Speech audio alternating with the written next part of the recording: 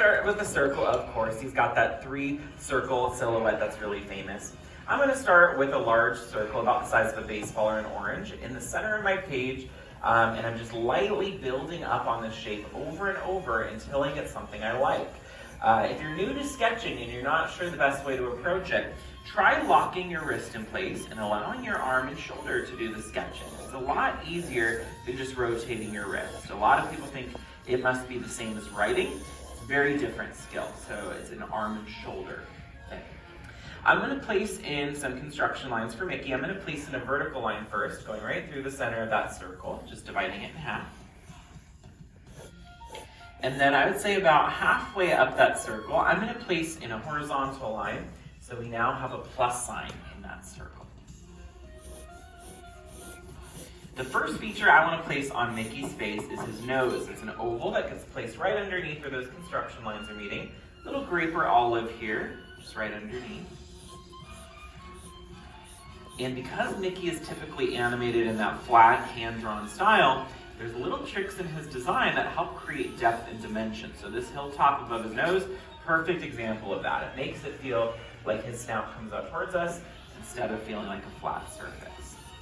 Now the snout line and the nose are the first features I'm going to go back and lock in, which means I'm going back with that darker line work, and I'm now finalizing those features, I'm cleaning them up, and you're going to start to see that they really stand out in the drawing. So you want to make sure that you only lock in what you like in your drawing.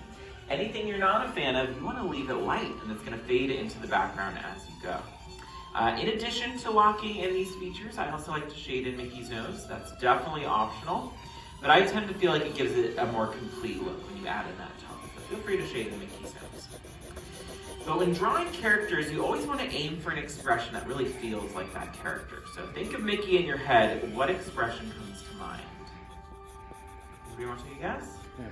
Happy, smile, yeah. I mean, if any of you have Mickey on your shirts or jackets, whatever, look at the expression. It's always a smile. That's his trademark. I'm going to place in a large letter U-shaped smile. I would say about halfway between the nose and the chin. And I like to break my smile into 2 halves. I find that a lot easier to sketch out. So I'm just breaking those 2 curves on each side. And in animation, we tend to avoid subtlety. We like to exaggerate. It's called pushing a pose or pushing an expression.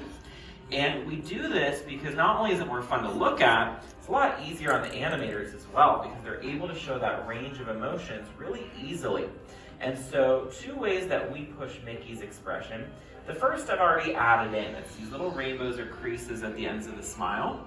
And this gives the appearance that his cheeks are being pushed up. So it's a lot more expressive, a little cuter as well, and it just makes him look really happy.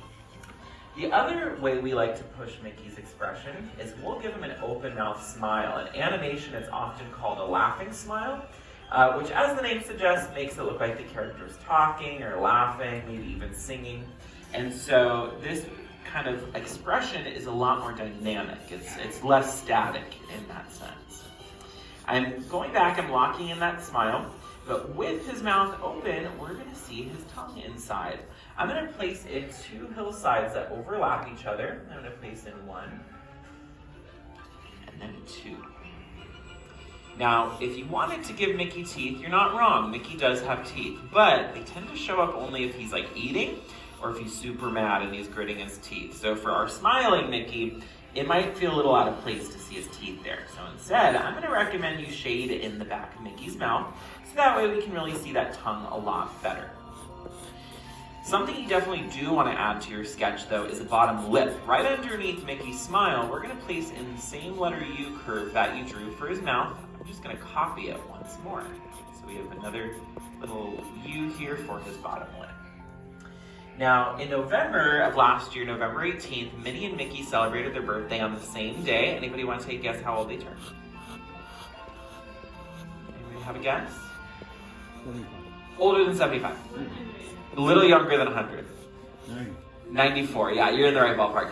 And despite being 94, Minnie and Mickey still look really youthful, really cute, and that's because over the years, different features have changed on these mice, but something that has remained since 1928 is their soft, round cheeks, and that's what I want to add in now. And they're going to be shaped like candy canes or hooks on each side. They just kind of curve down to that bottom lip. I'm going to add in again the kind of soft candy cane-like cheek there. Now I mentioned these two celebrated the same birthday, and that's because they debuted together in Steamboat Willie back in 1928. Now something that's kind of interesting, if you didn't know this, is Steamboat Willie was the first time audiences met these mice, but that actually was not the first time they were animated. They were in a few shorts prior, but the reason why Steamboat Willie was released first is it did something pretty groundbreaking and amazing for 1928, and that's that it had synchronized sound. If you know your film history, you know that sound entered film in the 1920s, and animation was on a very similar track, and so Steamboat Willie was the first time audiences were hearing sound effects as well as music while watching animation. Before that, animation was a silent art form, and so Steamboat Willie, really big deal, and really iconic short. I would say to this day, still one of the most recognizable shorts, largely because Disney plays a clip of it before every Disney animated film. It's where Mickey's steering that boat and whistling. Really, really iconic short. We're about halfway done with Mickey. How are we doing so far? Okay, I got some so-sos, I got some E's, and then I got some silence. Okay, I think I got one thumbs up. All right, that's not great odds, but are we having fun so far? Okay, we're all having fun. If you're not feeling your Mickey, we're only halfway done. Just make sure the bottom half is caught up. And are any of you drawing Mickey for the first time today? Okay, so yeah, when you draw something for the first time, you're learning, so give yourself grace, have fun with it. I've drawn this guy like a zillion times, still not perfect, but I get better each time. Now we need to add in the most important feature on his face. What do you think that might be?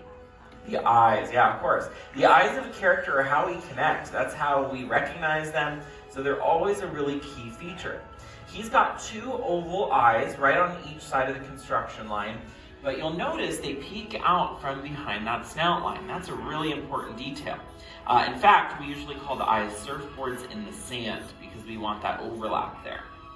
Now, when I mentioned that the cheeks have not changed much over the years, the eyes are like a direct opposite. The eyes have changed a lot over the years. So depending on which style of Mickey is your favorite, you have some options. You can do 1920s Mickey by shading in the eye completely. That's how he first debuted. There's also a famous style you've probably seen called pie eyes, where you do a triangle cutout and then you'll just shade in the rest of the eye.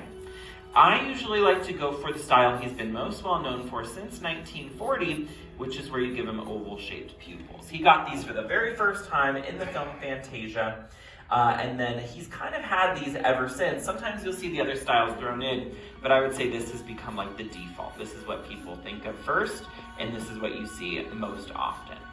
Whichever style you choose to go with, totally up to you. Just make sure the eyes are the darkest feature on your page because we want Mickey to really come to life. And if the eyes are the darkest feature, it tends to give the character a lifelike feel. Before we lock in the rest of the head, we want to draw in a feature known as his character mask. It's like a frame for Mickey's face. And his frame or character mask starts off with a curvy letter V at the top of his head. Think kind of like a widow's peak. So this is going to go in the top center here. And then on each side, we'll bring down a large curved line that's going to land on each cheek. And so when you have both sides added in, we'll often say it resembles a heart shape or a curved letter N.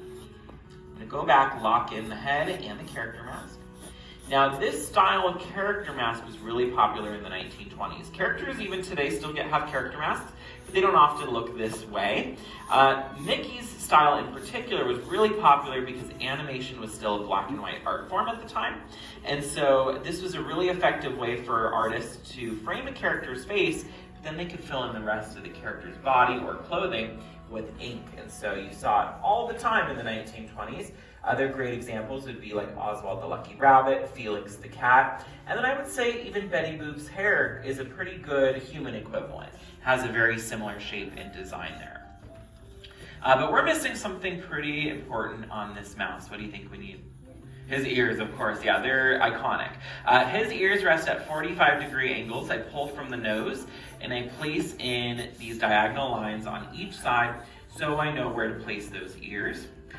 And as I mentioned, of course, they're circles, but the circles are about half the size of the head that you drew at the beginning of class. So on each side, I'm just going to keep building up circles until I feel like they're the right proportion for my sketch. And if you're not sure how big to go, we will often say that big ears are the way to go, just because big ears will definitely give you a mouse Small ears might give you like a chipmunk or a bear cub, so unless you want Mickey Bear or Mickey Chipmunk, definitely give them those large ears. But the ears are left for last because if you wanted to add any kind of hat or accessory, you should probably place that in front of the ears. That's an official design rule for these mice. But if you're going to go just classic like I am, just lock in that entire ear. And something that I always like to do for my sketch that is definitely an optional choice is I also like to shade in the ears and the character mask. I feel like that contrast really gives Mickey that 1920s black and white look. If you're going to shade in the ears and the character mask, try using the side of your pencil and just brushing it along your page. That's often how we'll shade in our characters here. Once you've added in those final touches, the last step anytime you draw a character is you're going to want to sign somewhere nice and proud because you've drawn your very own Mickey. Alright, in the end, I'm a little scared to ask, how did we do? Okay, so that was an improvement from the halfway point. You guys took my pep talk to heart. I love it. Did we have fun drawing Mickey? Yes. Okay, great. I want to see how you all did. If you're a first timer here, we always end our classes with an art show. So on the count of 3, I want you to flip your boards. I want to see how your Mickeys turned out. Ready? 1, don't shine. 2, 3. Let's start over here. How'd we do? Pretty perfect. Very nice job with those ears. Super cute. Let's see down here. So cute, great smiles. I love the roundness of the cheeks, so cute. And I love how many of you did the contemporary eyes. Pretty perfect, Mickey over there. Let's see. Very nice. Oh, he's so tiny and cute. I love it. Great job. Not a single bad Mickey out here. Give yourselves a round of applause. Nice job. You started your day on a creative note. Now you guys can eat sugar, go on roller coasters, all that fun stuff. We have classes all day if you want to draw with us again. If we don't see you again, though, have a great rest of your day, and class is dismissed. How about a great big round of applause for your artist, Josh? Thank you, Josh. All right, everybody, your exit doors are now open. They're the same doors you entered with, off to your left-hand side.